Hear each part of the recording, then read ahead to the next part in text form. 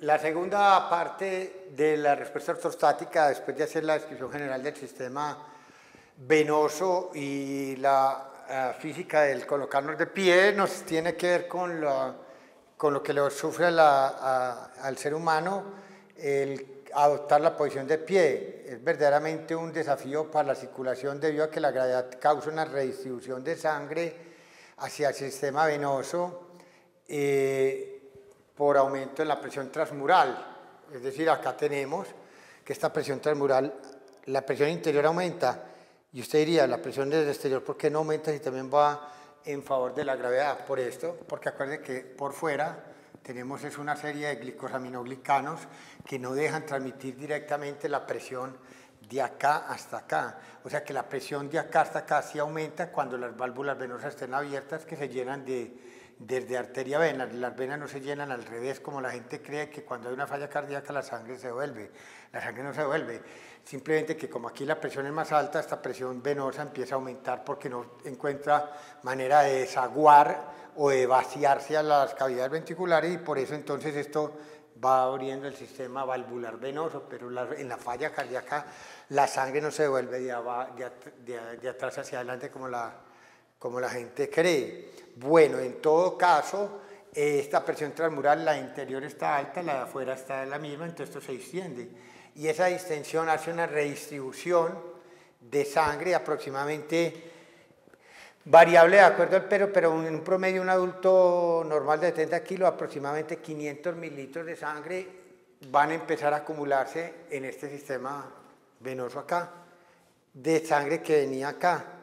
¿Eso qué hará? Que esta precarga del corazón derecho e izquierdo va a estar disminuida, lo que se manifestará en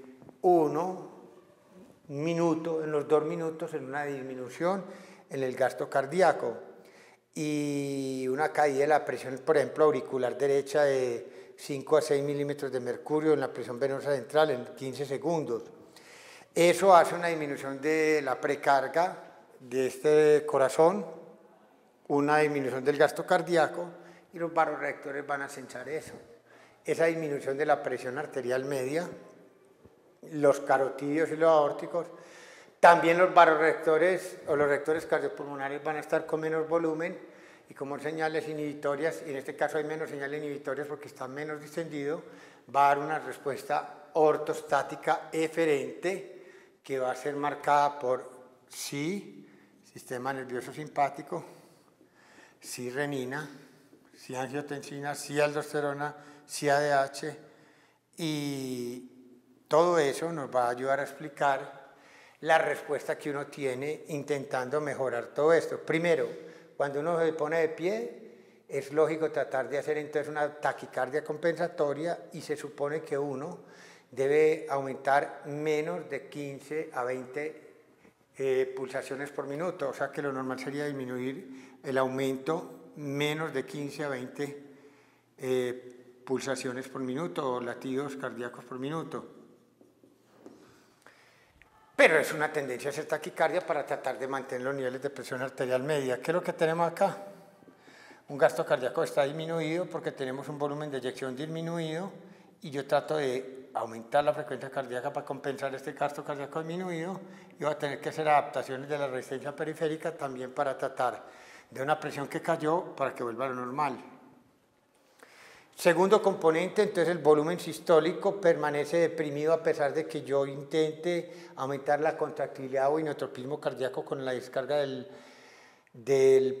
simpático, y a pesar de la venoconstricción que hago yo con el simpático tratando de aumentar el retorno venoso, eso no es suficiente para volver a mantener el volumen de eyección en niveles normales. Entonces la presión de pulso obviamente va a presentar disminución y mientras yo permanezca en posición de pie. El gasto cardíaco, debido a la disminución del volumen sistólico, va a disminuir, pero la taquicardia que existió le va a decir que este gasto cardíaco disminuye apenas un 20%, entonces es una ventaja. Esto lo puede compensar una resistencia vascular periférica alta y verdaderamente los niveles de presión arterial media en una persona que se encuentra de pie van a presentar un ligero aumento, 10 a 14 milímetros de mercurio por encima de los valores normales. Entonces, en ese sentido, cabría la pregunta, si yo tengo que al ponerme de pie, la presión arterial media termina siendo 10 a 14 milímetros de mercurio más alta, pues resulta francamente que el hecho de decir, entonces los vasoreactores están funcionando tan en forma eficiente que es mejor ponerse de pie que estar acostado. Entonces, ¿cuál es el problema de ponerse de pie? Ahí es donde es importante recordar lo que nosotros habíamos visto. Los vasoreactores siguen sensando que la presión está bajita, ellos lo que están sensando es la presión de pulso, y la presión de pulso está disminuida a pesar de la presión arterial media estar alta, de la presión de pulso sigue caída. Y él le para más bola, los vasoreactores obedecen más a la respuesta dinámica, como habíamos dicho, que los niveles de presión arterial media. Por lo tanto, aunque la presión arterial media tenga 10 a 14 milímetros de mercurio, de valores más altos que los que tiene una persona cuando está acostada,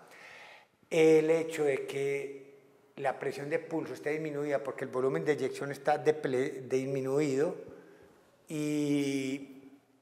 hace que la presión diferencial esté disminuida, él detecta eso como una ausencia de dinamismo que le hace que le dé una señal continua al núcleo del tracto solitario, como tratando de decir que se encuentra todavía en un estado de hipoperfusión. La resistencia vascular periférica sube aproximadamente un 30 o un 40% debido a la vasoconstricción mediada por el simpático, al músculo esquelético, al lecho esplácnico y a la vasculatura renal. El gasto cardíaco, a pesar de la taquicardia refleja, habíamos quedado en que disminuía solo un 20%. El volumen de eyección está deprimido a pesar de un aumento reflejo en la contractibilidad que le daba el simpático a tratar de defenderlo a uno. Y lo peor es que si yo sigo de pie y sigo con la respuesta más allá de 2 minutos, porque la respuesta se da muy rápidamente, en la siguiente media hora aproximadamente ya empieza a ocurrir lo que nosotros habíamos hablado, empieza a haber un aumento independiente, a uno que haya contracción, después empieza a aumentar la presión en los capilares y empieza a producirse una salida de líquido por las fuerzas de Starling, lo que hace que yo disminuya aproximadamente un 12 a un 13% en mi volemia adicionalmente, lo que da entre 350 y 400 mililitros de pérdida de volumen. Y esto va a disminuir la presión sistólica, obviamente, y va a ocasionar que haya una taquicardia todavía mayor tratando de compensar. Para compensar la caída del volumen plasmático, ya en media hora sí da tiempo para que el riñón empiece a empezar a actuar y va a empezar a actuar con el efecto de estas hormonas actuando a nivel renal.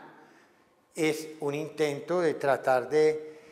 para compensar eso, de que la excreción renal de sodio y agua empiece a disminuirse a través de activación del simpático, de la renina, angiotensina, aldosterona y vasopresina. Y lo que busca en el fondo eso es tratar de resolver líquidos para tratar de mantener un retorno venoso adecuado para perfundir en forma eficiente a un cerebro que acaba de ser puesto en desafío su irrigación. Entonces, la respuesta ortostática es una respuesta que es un estrés verdaderamente importante para el sistema cardiovascular. Cuando nosotros en clínica vamos a hablar de hipotensión ortostática, que es la aplicación que tenemos de esto, la hipotensión ortostática se puede medir de 2 formas. Primero, hacer una descripción. La hipotensión ortostática es simplemente una exageración de un fenómeno normal. ¿Cuál es el fenómeno normal? Que cada vez que nosotros nos paremos, la presión sistólica cae, correcto, y la presión de pulso disminuye. Eso es inevitable. Eso se puede manifestar en que se considera normal que la presión sistólica disminuya menos de 10 a 15 milímetros de mercurio. Ya si cae más, mayor de 15 milímetros de mercurio, llamamos hipotensión ortostática. Entonces es un criterio por manómetro. Lo otro es que yo no tengo un manómetro, puedo medir la frecuencia cardíaca basal y a los 2 minutos de ponerme de pie, lo mismo que puedo medir la presión sistólica basal y a los 2 minutos de haberlo sentado o parado. Y si hay un aumento de más de 20 latidos por minuto, o sea que lo normal es menos de 20 latidos por minuto, uno habla de hipotensión arterial ortostática. O si hay un aumento en la caída, o sea que cae más de 15 milímetros de mercurio, los niveles de presión arterial sistólica. Volvemos a ser muy claros en el sentido de que sabemos que la persona normalmente no deja de disminuir, o sea, siempre va a haber una disminución de la presión arterial sistólica y en la presión de pulso, siempre que nos pongamos de pie. O sea que la hipotensión ortostática es simplemente una manifestación de una exageración de una respuesta fisiológica, que cuando la respuesta es exagerada, pues ya se llama patológica, y la patología en este caso es una caída por culpa de la ortostasis de los niveles de presión arterial sanguínea, en este caso sistólica. Entonces, en resumidas cuentas, cuando siempre nos ponemos de pie, la señal aferente de los vasoreactores nos tratan de defender, nosotros tratamos de hacer una taquicardia compensatoria, que no debe ser mayor el aumento en la frecuencia de 15 a 20 latidos por minuto, y en caso de que ocurra, llamamos exagerada, y la vamos a denominar hipotensión ortostática. Nuestro volumen sistólico permanece deprimido a pesar de que hay un intento de reflejo por el estímulo simpático proveniente del núcleo del tracto solitario para un inotropismo positivo. De todas maneras, la depresión, de todas maneras hay una disminución en el volumen de eyección porque la cantidad de sangre que hay en el tórax está disminuida.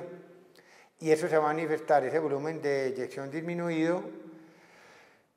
a pesar de que nos intenten vainocostreñir, por ejemplo, el lecho esplácnico, en que yo no logre un verdadero buena presión de pulso, sino que se disminuya. El gasto cardíaco termina cayendo un 20% aproximadamente, a pesar de que hay una taquicardia refleja, y la resistencia vascular periférica sí es lo que más aumenta, tratando de mantener la presión arterial media hasta el punto de que logra la media